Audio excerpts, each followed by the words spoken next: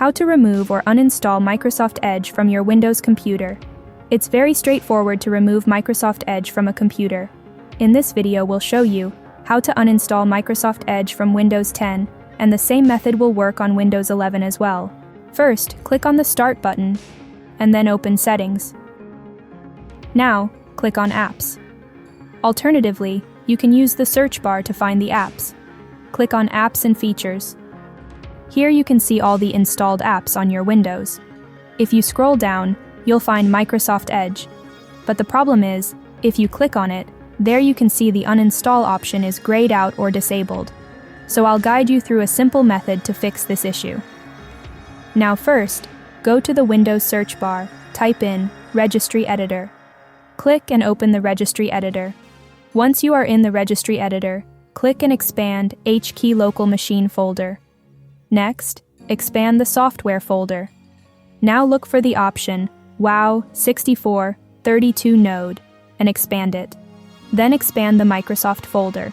Here, scroll down and look for the Windows folder. Click on it to expand it. Now under the Windows folder, click and expand the Current Version folder. Here, look for the option Uninstall